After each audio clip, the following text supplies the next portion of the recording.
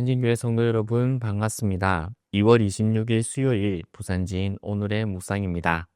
함께 나누신 말씀은 누가복음 7장 1절부터 17절까지의 말씀입니다.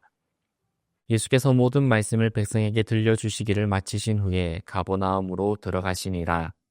어떤 백부장의 사랑하는 종이 병들어 죽게 되었더니 예수의 소문을 듣고 유대인의 장로 몇 사람을 예수께 보내어 오셔서 그 종을 구해주시기를 청한지라.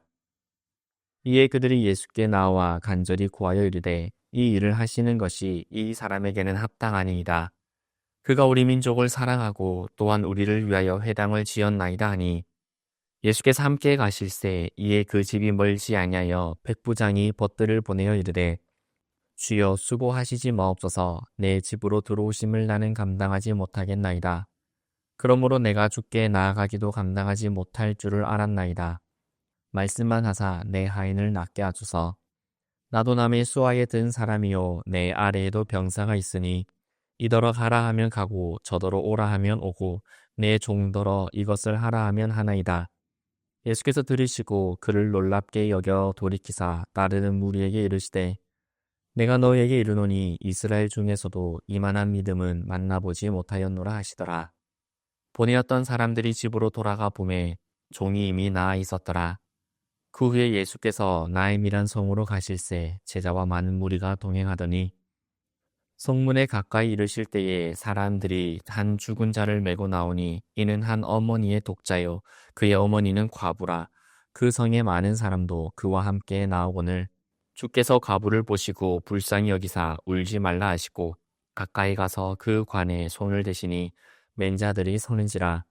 예수께서 이르시되 청년아 내가 내게 말하노니 일어나라 하시매 죽었던 자가 일어나 앉고 말도 하거늘 예수께서 그를 어머니에게 주시니 모든 사람이 두려워하며 하나님께 영광을 돌려 이르되 큰 선지자가 우리 가운데 일어나셨다 하고 또 하나님께서 자기 백성을 돌보셨다 하더라. 예수께 대한 이 소문이 온 유대와 사방에 두루 퍼지니라. 아멘. 사랑하는 성도 여러분, 우리는 오늘 본문에서 두 가지 놀라운 기적을 보게 됩니다. 한 사람은 백부장이고 또 한 사람은 과부의 아들입니다. 이 두 사건은 서로 다른 상황에서 하나의 공통된 메시지를 우리에게 전하여 줍니다. 그것은 예수님께서는 말씀으로 역사하시고 믿음을 귀하게 보시며 긍휼이 많으신 하나님이시다라는 것입니다. 이 시대를 살아가는 우리도 마찬가지입니다. 어떤 이는 믿음이 강한 백부장처럼 예수님의 말씀만으로도 치유를 경험하기도 하고 또 어떤 이는 절망에 빠진 과부처럼 자신의 아들이 살아나는 극적인 기적을 경험하기도 합니다. 여러분은 지금 어떤 상황 속에 있으십니까? 예수님은 오늘도 동일한 분이십니다. 오늘 이 말씀을 통해 예수님께서 우리의 삶에 어떻게 역사하시는지 깊이 깨닫고자 합니다. 본문의 첫 번째 사건은 가버나움의 백부장이 예수님께 도움을 구하는 장면입니다. 이 백부장은 로마의 군인이며 유대인과는 거리가 먼 이방인이었습니다. 하지만 그는 유대인들을 사랑했고 그들의 회당을 지어주었으며 그의 종이 병들자 예수님께 도움을 요청합니다.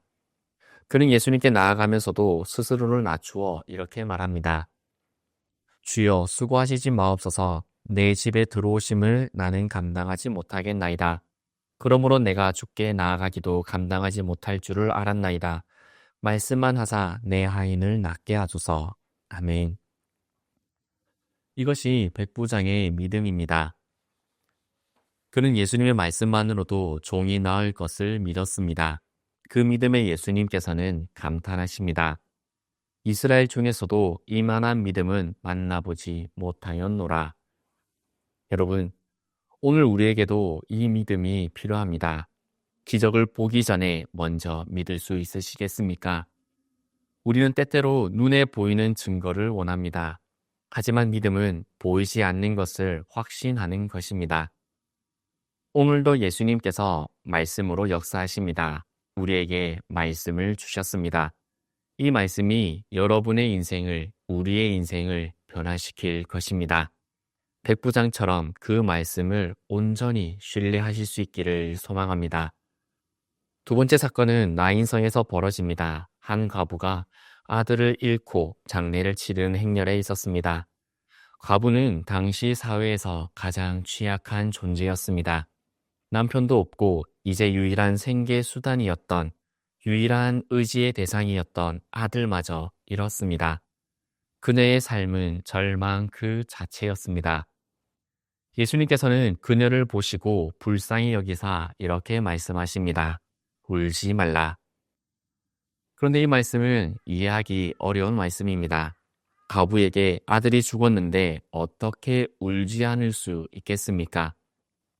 하지만 예수님께서는 그녀의 눈물을 먼저 보셨고 그녀의 절망을 아셨으며 그녀의 마음을 만지셨습니다.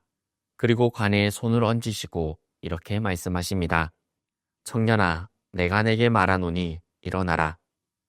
그 순간 죽은 자가 일어납니다. 사람들은 경이로워 이렇게 말합니다. 큰 선지자가 우리에게 일어나셨도다. 하나님께서 자기 백성을 돌보셨다. 아멘. 여러분, 우리의 인생에도 죽은 것 같은 순간이 있습니다. 희망이 사라지고 더 이상 기대할 것이 없는 상황이 있습니다. 하지만 예수님께서는 여전히 살아계시며 우리를 긍휼히 여기십니다. 오늘 여러분의 삶에 일어나라 말씀하시는 하나님의 음성을 들으시기를 바랍니다.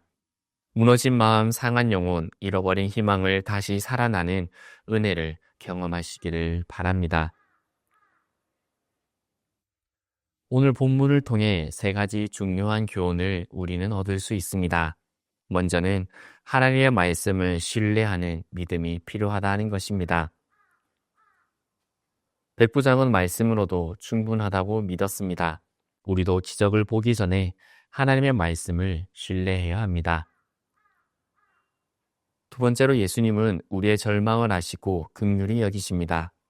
나인성 과부처럼 인생의 끝에서 주님께서는 우리를 만나 주십니다.